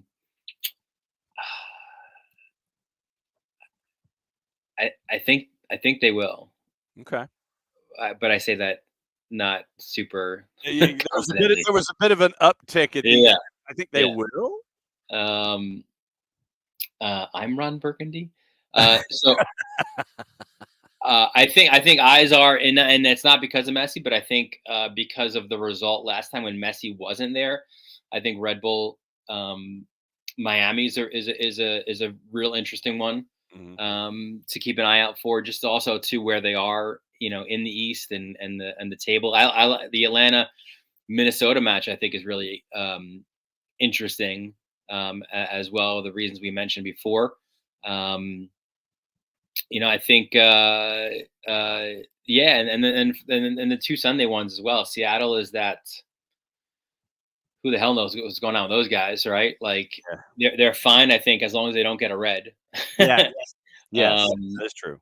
And maybe take the over there in Lumen Field. And my CFC's final home match of the 5 that they have with Colorado coming back on Cinco de Mayo as well. So there is some and again that's right next to Flushing Meadow Park. That place is going to be the smells incredible. See now you're getting me hungry. Sorry. No worries. At Dylan_Butler. It's great to see you, my friend, with the coaching and the high school varsity media on the YouTubes and on the social medias and MLSsoccer.com. My friend, it's great to see you. Glad things are going well. And may you continue to award stickers to all of your players when they do well. Yeah, they get it regardless. But we will do the stickers, and I'm going to try to implement and maybe a 2-3 formation with open up space on the mini pitch that we already play on. So there you go. So we got to come up with SDH stickers and send them up to you so you can sit there and award them. You could put a unicorn on it. The girls will love it. That would be fantastic. Be good, Dylan. We will catch up with you next time. Hopefully, it will be next week. We'll keep talking about stuff. That's the official term. Yeah, buddy. All right, that's Dylan. And it's great to have Dylan back. I know that, like I said, Dylan is one of the busiest folks in the Northeast. And so when we can grab a hold of him and sit there and go, okay, we need you to talk. And the fact that he's taking a day where he's not a coach, he's not having to be at an event, he's not having to take conference calls to talk about high school lacrosse and basketball and all-star teams and all this kind of stuff. It's always great to catch up with Dylan and get the lowdown as to what's going on. But yeah, for the remaining half hour, we got to talk high school. We got to talk about all the other stuff going on in and around the planet. News of the AM that includes Serginho Dest. It came out a little bit ago while we were discussing things with Dylan before the 10 o'clock hour. It is confirmed now Serginho Dest will miss the 2024 Copa America due to an anterior cruciate ligament injury. PSV has now officially confirmed that. Going to return in 2025. PSV wanted to activate the purchase option of the 10 million euros, according to Fabrizio Romano, but now the situation could change, obviously, because if you like somebody and they're not at 100%, is it going to benefit you to activate a 10 million euro release clause if dude ain't playing? And I mean that in the sense of not physically being active, not in the sense of not messing around emotionally. But if Serginho Dest is not playing, the value in a 10 million euro release clause, if PSV is genuinely interested in Serginho Dest, that number is probably going to have to go down and go down a lot. So that's what we're staring at. 4 card, does that mean that Lennon or Wiley would go to Copa? I would hope that would mean that maybe, and this is probably a question for Bart. If it's not Lennon, I am going to riot. Well, then you're probably going to riot. That is true. Because tradition, like I said, I don't know what Brooks Lennon has to do to get noticed. In addition to everything else, 4 card, it would make sense if Lennon or Wiley got the chance to go to Copa because of this injury with Serginho Dest. And Bart, and this is probably another topic for Bart to discuss. So the next time that the Soccer for US POD comes out, definitely going to be a topic that they're going to be talking about. And, who's it going to be? Should it be Brooks on the right-hand side? Yes. Should it be, and ropes with the point that Caleb Wiley right now would be in Paris. I say right now. Caleb will be attached to the Olympic squad. Does this mean that Caleb gets flipped from the U.S. Olympic team? Does he get flipped to the national team? Don't know. Is there somebody else probably, and I'll use this phrase, more experienced that you would, does this solidify Joe Scally? USMNT right back. All right, so here we go. USMNT ranking the right backs. Well, this is 2021. That's a little outdated, so that's not going to work. Okay, so April. The right back situation. Dest's injury, and this is from our friends at SBI. This is from Larry Henry Jr. So Joe Scally, here's your options. Joe Scally, and this is according to SBI. This is not something that I am putting out into the ether myself. What'd you think? Joe Scally, Brian Reynolds, DeAndre Yedlin, Reggie Cannon, Shaq Moore. So that is what they're looking at. That is their top 5 at right back. SBI maintains that Joe Scally will be the likely replacement since he has seen action on the right and the left. And when you have a situation where you need roster flexibility, and if you need to have somebody sit there and play against type, then they nod and go, yes, sir, yes, sir. So Joe Scally's been on the left and on the right. SBI maintains that he would be the odds-on favorite. Consistent role for Borussia Mönchengladbach. 1 goal, 3 assists, 32 combined appearances, closing in on 100 career appearances for Gladbach. 9 caps to date with USMNT. Did start for Dest in the Nations League semi over Jamaica. Brian Reynolds. 31 combined appearances for Westerlo. 4 assists. Continue to develop, teaming up with Griffin Yao over the last 2 years. Debuted in 2021. Hasn't earned a cap since Gold Cup in 23. Also an option for the Olympic roster, which could rule him out if Marko Mitrovic chooses Brian Reynolds. DeAndre Yedlin. Well, Yep, go. I think someone needs to fact check that article because I think they mispronounced or they misspelled Brooks Lennon That could a very couple well be. times. That could be. Yeah, I just listen. I really don't know what else Lennon has to do to be considered for this roster. Mm-hmm. If this doesn't at least get him noticed or looked at, Mm-hmm. I think something is weird. Because come on, I mean, are you kidding? Arguably one of the best right backs in MLS right now. Mm-hmm. Oh yeah. What he has produced on the field, I mean, is bonkers. Mm-hmm. What else does he need to do in order for Greg Berhalter to be like, yep, let's pull it up? Cut him a check. I don't know. Dell, he has to kiss up to him. I mean, that I don't know. Dell is like, who knows what the Dodo 3GB is going to do. Ropes is like Yedlin or Cannon. Lennon has the better crossing ability. Yeah, Ropes. He needs to be playing in Europe for them to call him up. That's what. No, he doesn't, because half of those players are. I'm scared. They're what? They're in MLS, so I don't understand. Oh, I know. Like I said, it is strictly a personal choice. DeAndre Yedlin gives you the experience that you're hunting for. Reggie Cannon. This could be the return for Reggie Cannon. He was at QPR in the championship. QPR is mid-table. 20 appearances. Hasn't really had a whole lot of playing time since mid-February, and that might be the reason that Reggie Cannon would not be selected. 28 caps to date. Last cap coming 2 years ago in the pre-FIFA World Cup friendly. Shaq Moore, 27. 8 appearances for Nashville SC, 3 assists. And he made over 60. He's made over 60 appearances for Gary Smith, right back, right wing. Last USMNT appearance, 1-0 friendly loss to Slovenia earlier this year. That was his first in 14 months. And Moore did feature under Berhalter at the 22 World Cup as well as other comps. So, like I said, that's what SBI is saying. SBI has it Scally, Reynolds, Yedlin, Cannon, Shaq Moore. That's what they are looking at when it comes to the replacement for Serginho Dest, for sure. And Ropes is that's why Scally's the likely choice, and Dell is not a fan of Shaq Moore.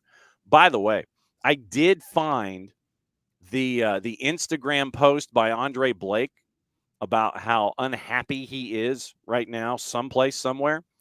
On the IG or the Insta or the Gram, whatever the kids call it, Dre_boy18, black background, white print. When you are no longer happy, it's time. That's what Rich was talking about this morning with Andre Blake. So, union ownership are going to have a very intriguing, how should we say, off season when it comes to Andre Blake. And this is what, you're running it back one more time. And as I said, Daniel Gazdag mentioned post-match last night in the 3-2 loss to Seattle that it was the worst first half they've played since he has been there. And when you go down 2-0, and especially with one of the moves that created a quick turnover, and apparently Jose Martinez was also tweeting at halftime of the match from inside the locker room. So I mean, Oh, nice. there was a timestamp that leads us to believe he was tweeting at halftime. Like I said, don't know if it was timed, don't know if it was live or not, but I believe that it is not currently sunny in Philadelphia when it comes to the Union, especially with what happened last night. So it is on the gram that Andre Blake is less than pleased. Ali Bedoya had some comments last night where he was less than pleased. So it is right now it is not a happy place. And I don't know if Rich, if you were there at the match last night, and this was the makeup match because of the turf being unplayable and the monsoon that decided to squat on Chester, Pennsylvania, basically a few minutes into the match, the original match between Seattle and Philly. But so that's what you're staring at right now with Philadelphia. Andre Blake probably, looking at not being happy right now in Philadelphia. So,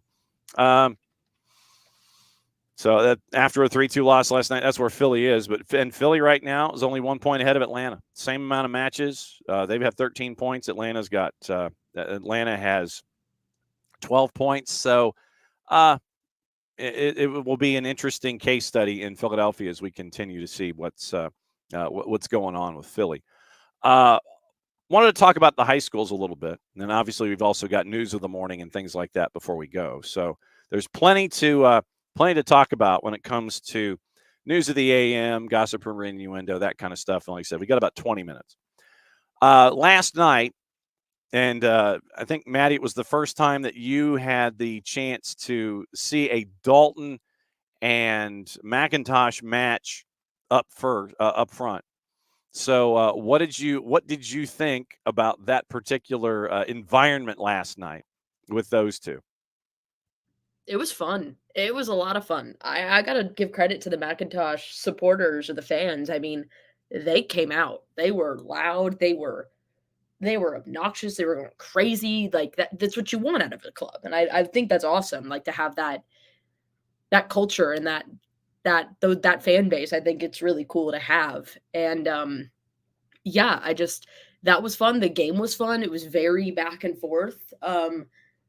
Jason said it last night, but I mean, I feel like a lot of our matches that we've called have been, if they are very exciting or anything like that, they've been multiple goal games. It was a 1-0 victory, but I mean, it was back and forth. It was crazy. You had crosses, you had crazy saves. It was nuts. It was a fun night. Yeah. And so we're at noon. We're going to have Soccer's in Session live. I think we're going to have Bobby Jaworski, the head coach of GMC Prep, leading us off. Then you're going to have the coach from West Forsyth's girls, where we're going to be on Thursday. He's going to be following up there. So we'll go through all the brackets and let everybody know what's going on with all of that. But those will be the first two guests that we have coming up at 12:05 and 12:15. So Soccer's in Session live, presented by our friends at Kaiser Permanente. Kaiser Permanente, for all that is you. And so we'll discuss what happened last night, but visits from West Forsyth and GMC Prep, or GMC Prep and West Forsyth out of the blocks kicking off at noon. So it'll be a fun one. Apparently there is a weather delay, according to Dell. Venezia Catanzaro has been interrupted due to heavy rain with Busio and Tessman in the lineup. Yes, Gianluca Busio and Tanner Tessman both in the lineup. I mean, I love what Venezia has done with their jerseys and their marketing. They got to get out of league. They got to get out of Serie B, because as Nick says, that's a knife fight in a phone booth to get out of there. And you got to try and spend a lot of money to get out of Serie B so you can get back in Serie A. But Venezia last year did not survive Serie A. They were in Serie B. And so keep an eye on the heavy rains involving Venezia and Catanzaro with that particular match. And yeah, so Dell, keep me posted if that match kicks back in and we can see what's going on with those two clubs. I went to the post-game report from last night from Jonathan Tannenwald. First time the Union have lost consecutive games since last July. First time they've lost consecutive home matches since 2021. So you had Ty Barbo was a sighting last night. First appearance this year. First since September 27th. and Andre Blake's swollen knee had sidelined him, so Oliver Semley moved up from the bench. Holden Trent still sidelined. Union 2 to be the backup. So the fourth time that Rick has been called up to the senior team. How does it look on the weekend? That will be another question that's attached to it. Raul Ruiz got the first goal on the board. And as I'm sitting here and trying to look at the comeback, substitutions, Wagner for Mbaizo, Harriel got moved, Bedoya and McGlynn for Martinez and Jesus Bueno. 2 goals in the first 15 minutes. Team got booed off the field last night. And then you end up with a 85th minute. And so that was how it ended up being a final score of 3-2. So 3-2 win for Seattle on the road. And so we'll see how things continue to evolve for Philadelphia. But yeah, it was a strange night on a bunch of different fronts. Nick is traveling the planet, Four-Card. Nick is, shooting a lot of videos and corporate stuff right now. And so he's flying around the planet trying to make sure that Jackie Fresh and the Duchess can perform their daily duties as best they can. So, yeah, Nick was gone for like the entire month of April. I mean, he was not at home, flying around the country and going to the West Coast and all this kind of stuff. So it's great to have Nick back somewhere close in the environments. And so it's, once again, great to have him back as a part of everything. Yesterday, 2-2 draw in Champions League. And Carlo Ancelotti said that, no, Jude Bellingham was not at 100%. And so 2-2, Harry Kane scores. And so today is the other semifinal in Champions League. And so we'll keep an eye on that going forward. News of the morning, in addition to what we saw last night, high school action. We'll get into that once again at noon Eastern. Soccer's in session live as we go over quarterfinals Tuesday and get you ready for semifinal Thursday. We'll be at West Forsyth on Thursday, and we will have a North Gwinnett and West Forsyth. We're still trying to figure out where we're going to be for a semifinal Friday. We should have a notification and figure out where we're going to be, and when we know, obviously, we will let you know. Did you know that according to Martin Ziegler, and so when Martin Ziegler has a byline at the Times, that's not really a story that you want.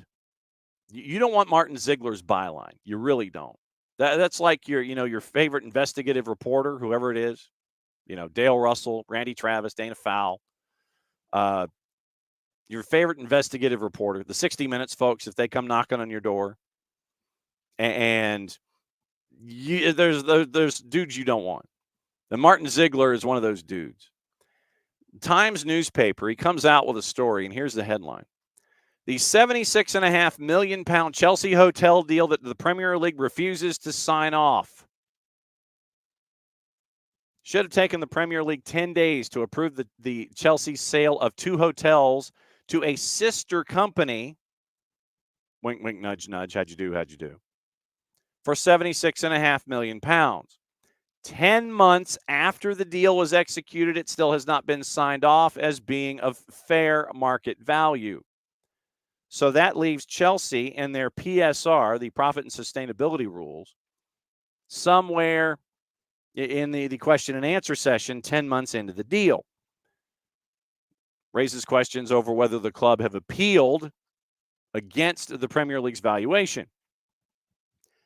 The Hotel at Chelsea Limited, signed by Bedad Iqbali, part of Bowley Clear Lake, states that as of March 5th this year, the assessment on the hotels had not been concluded. The outcome could have an impact on the value of the sale.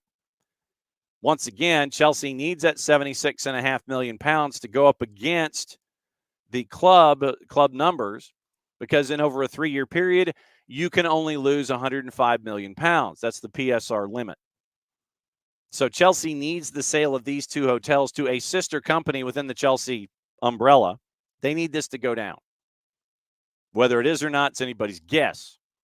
If the Premier League insists the value of the sale should be lower, could put Chelsea in breach.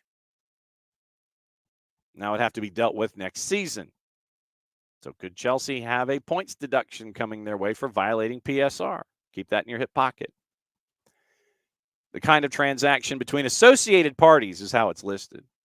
No longer permitted by the EFL, but the loophole has not been closed by the Premier League. However, you've got to satisfy the value of the sale to make sure that you're just not boosting a number for the sake of boosting a number to help you with your own bottom line.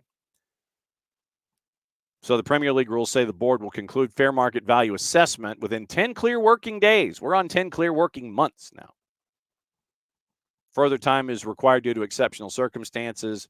One possible reason for the delays, the Premier League has asked for more information from Chelsea. Kieran Maguire, who is the guy that you really want to quote in these situations, he is a football finance author, said that a drop in the accepted value of the hotel sale could mean Chelsea breaching for 22-23. That could be a problem.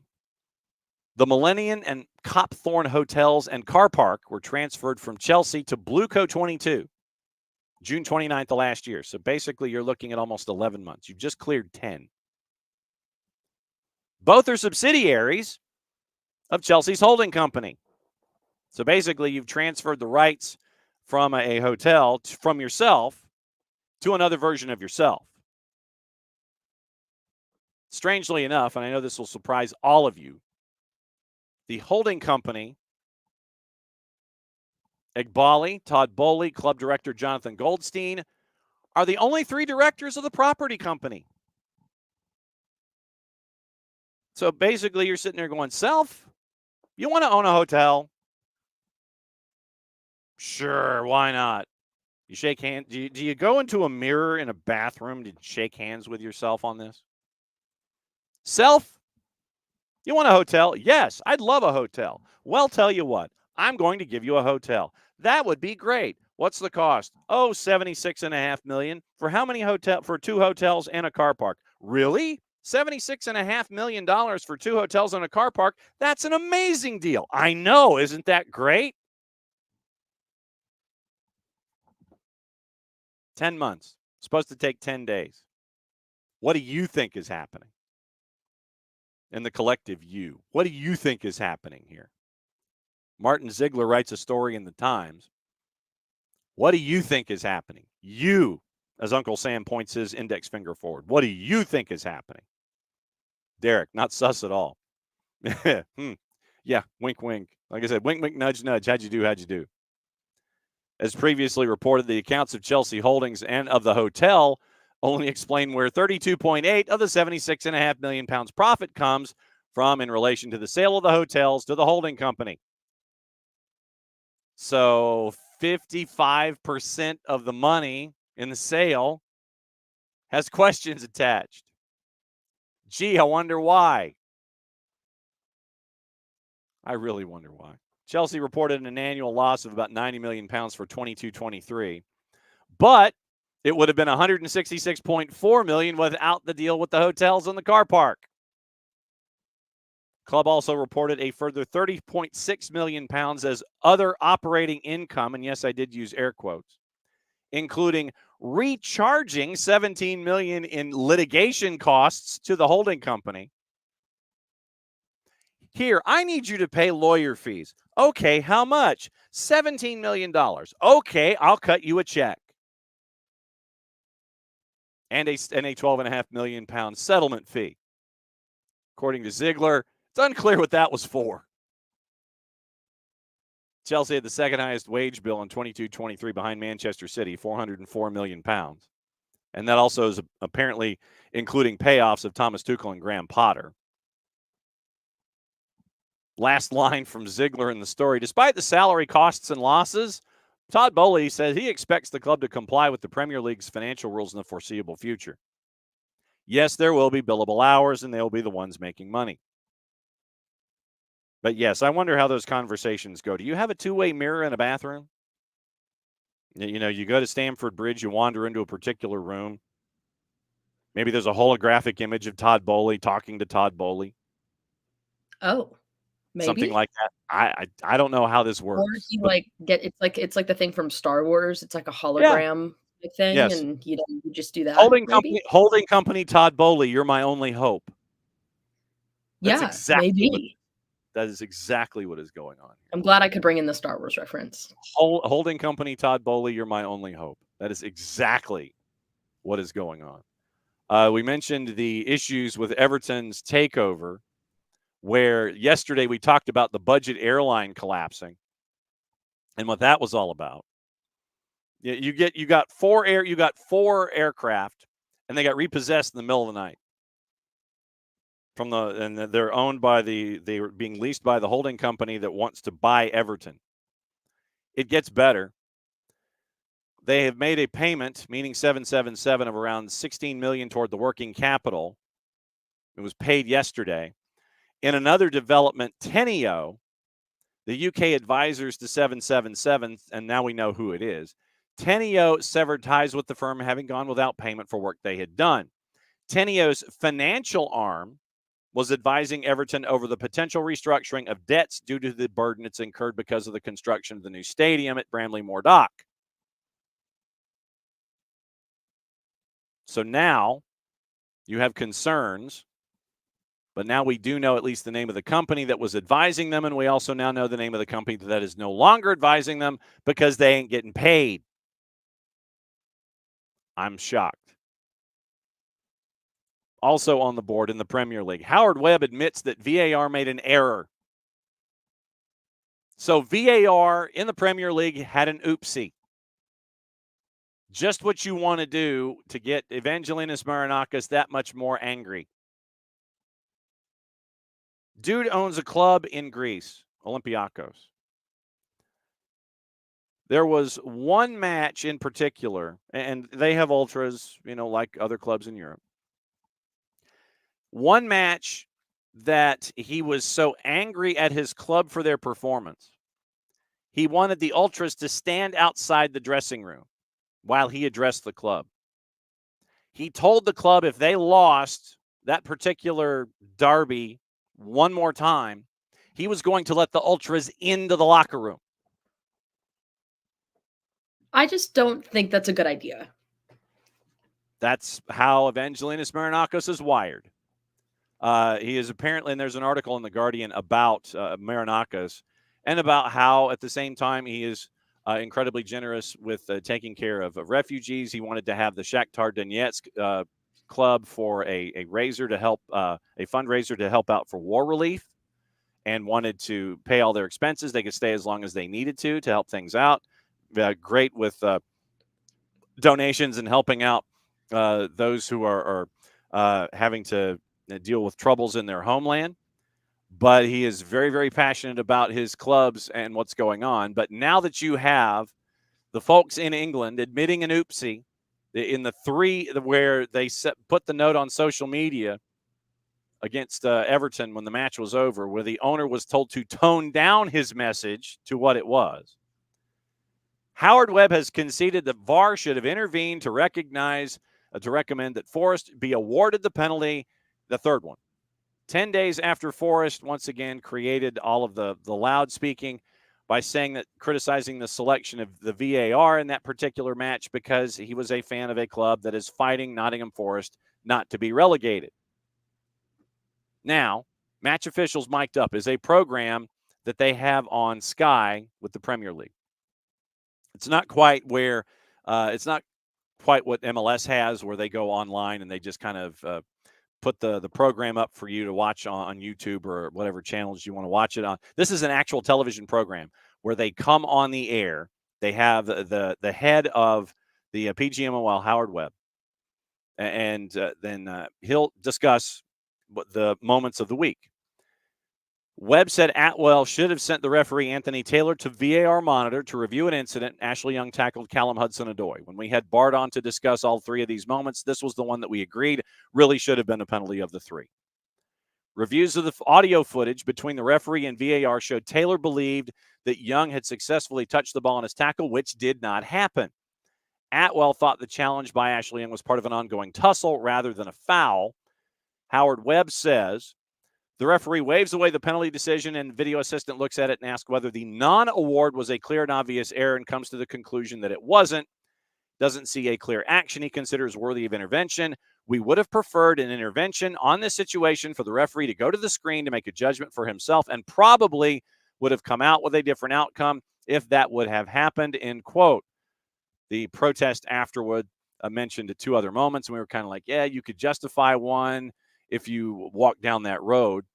But there was one that was kind of more subjective of the 2 that was not. But the third one, that is one where our friends with the PGMOL, they were like, yep, that's probably a penalty. Webb became the chief refereeing officer of the PGMOL back in 2022 and has increased communication all the way around when it comes to refereeing decisions. In closing the remarks, Webb observed that the mistakes would continue to be made. Quote, the game is played by human beings. It's officiated by human beings. So the PGMOL comes to the table and says, yeah, that third one probably should have been VAR. That's not going to make things any better for Nottingham Forest, who we've kind of nicknamed Varingham Forest because of all of the discussions they've had all season long with everything. One other note before we go. Ryan Reynolds and Rob McElhenney. Have you, Maddie, watched any of the Wrexham series on FX? I have only seen the first season. I have yet to watch the second one, but I am planning on doing that over the summer. Okay, so they meaning Reynolds and McElhenney, want to develop the racecourse stadium into a stadium with up to 55,000 seats. 55,000. Right now, the ground only holds about 12,006. Temporary stand on the cop behind one goal. They think, meaning Ryan Reynolds says, it's hard to say for sure, but we think we could get between 45,000 and 55,000 people in there. The whole town could come to a game. Racecourse Ground, the world's oldest international football stadium that still holds matches, having staged its first Wales home match in 1877. But they think that they can get upwards of 45 to 55,000 in that facility there at the Racecourse Ground. What do you think? Ooh, they're expanding. Mm-hmm. Expanding. Yes. I mean, why not? I mean, it's grown in popularity, and investing something into that, I think it's cool. So we'll see. We'll see what happens with all of that. Once again, it is later today. It's the other semifinal. It is BVB and PSG. That's at 3:00 Eastern time. So we've got that coming up today. Also, once again, what to watch, where to watch it, and how to watch it. And we go to Soccer on TV, courtesy of our friends at Soccer America. We are subscribed, full disclosure. And so that's how we get to talk about this kind of stuff. Champions League's on Big CBS. So if you have a favorite CBS affiliate that does a 4:00 newscast, you ain't seeing it unless it's online or on a different channel attached to your CBS affiliate. Dortmund, PSG's at 3:00. 10:00 tonight on CBS Sports Network, the NWSL, Bay and Portland at 10. The Triple C, can Columbus close it out? That's at 10:15 on FS1. The Saudi King Cup, it's on FS2. If it floats your boat, go for it, 2:00. Same on Fox Deportes in a simulcast. 2 to NA simulcasting both Champions League and the Triple C, Monterrey and Columbus. Univision is simulcasting Dortmund and PSG. Fox Soccer Plus, which was where Dell was watching Catanzaro and Venezia. Game 2 of a triple header. The other one is at noon, supposedly, with Lecce and Sampdoria. NWSL Plus has 2 matches in the league tonight. Orlando and Courage at 7. Chicago, Washington at 8. And Paramount Plus also has Borussia Dortmund, PSG at 3:00. Maddie, what else is on your mind before we go? Ooh, this is the only day that we have where no soccer is, but everyone take this day to rest. But then we're back at full swing tomorrow, and it's going to be a lot of fun when we go to West Forsyth. I'm excited. Yep, West Forsyth, and it is West Forsyth hosting North Gwinnett. When we know our boys match, we'll let you know. There were some upsets last night, and so we got to figure out where we're going for Friday. And then when we know that, we'll let you know. But once again, a little before 7:00, it is North Gwinnett at West Forsyth tomorrow. It'll be great to catch up with Brett Phipps and the Wolverines up there. Wrexham, by the way, has an urban population of 44,785. So when Ryan Reynolds said everyone in the town could come to a match, he wasn't kidding. If they're looking for a population of a capacity of 45 to 55, everyone in the town could go, and you could end up with everybody there. 44,785 in the 2021 census. So that's what it was listed at Wrexham. Total of the new cop stand when it was done, it was about 7,000, Tom. So I think it was 5 to 7, depending on how you want to have folks involved in there. So, but yeah, so 5 to 7, and they want to get it to like 45 to 55. So before we go, once again, Soccer's in session live. That is at noon. Once again, Bobby Jaworski from GMC and Coach Galt from West Forsyth, they're going to be batting leadoff for us, and we'll discuss what happened last night, get you ready for what's going to happen tomorrow, and we'll do it all again tomorrow at noon as well. So good morning, Pars, morning, Alex, morning, Abby, morning, David, and morning, Dell, morning, Rich, and let's see, morning, Four Card. Trying to see if there's anybody else that I missed. Morning, Emilio. I know that you're in the grid. Like I said, I know that Abby's in the grid, and we've talked about Abby. Morning, Alex. Morning, Derek. Morning, Wiley. And Wiley's wife apparently was upset the last time he had a bare face. I usually can go about 3 days, and then it just locks in place, and it won't grow any further. And so the boss hates it when there's just kind of sandpaper, and so then it's just time to shave it. Morning, Ropes, who's watching on the YouTubes, as he always does. Morning, Tom. Morning, Kefsey, and like I said, morning, Four Card, and morning to Derek. So once again, we'll be back at it again, top of the hour, and we will do Soccer is in Session live, and we'll catch up with folks around the state and get you ready for semifinal Thursday, and it'll be fun. So thanks to Dylan, thanks to Tyler, thanks to all of you. And Maddie, go ahead and show the Georgia Impact jersey one more time before we get out of here. Where is it? Where's the jersey? I don't have it near me. I already showed it. I thought we were. I know, but we were rushed, because Dylan came in and we were in the middle of the discussion, and so I wanted to let everybody see in earnest what our friends at Georgia Impact were able to do when we went up there on last Friday to introduce the squad to everybody with the new jerseys and everything. So there you go. There's the black. And they have a really cool pink jersey as well. And so think of what is on that jersey, but it is in pink. So think of your colors as being flipped. And so thanks to our friends at Georgia Impact. Yes, as Maddie continues to model it more. Yes, more than a club. And the town of Canton actually on the front of the jersey. So very, very cool there.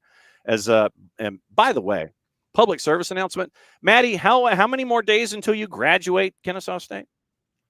Oh gosh. A week and 1 day from today. Yeah, so 8 days. Yeah. Yeah, so 8 days away for Maddie to walk the walk, and she gets to accept a diploma for everything that she has done, including all of her work here at SDH. And so it's part of her internship. So 8 days away from graduating. So no pressure in these final 8 days with this sprint for everything that Maddie's been doing here in the network. When do you go back up to Children's Healthcare of Atlanta Training Ground? Is that tomorrow? Tomorrow. Okay. So Maddie goes back up there tomorrow, and we get to see what else is going on with Atlanta United as they get ready for Minnesota, and we'll have all of those kinds of discussions around the corner. So Maddie, since you got to show the jersey not once but twice, go ahead and send us home here on a Wall Pass Wednesday. Thank y'all for listening. We will be back tomorrow at 9:05, and Soccer's in Session Live will be at 12. So get ready for that. And this is the end of the show, which means John gets to do this. Exactly. Play it safe, everybody. Mucha plati. I'll see you in 50 minutes.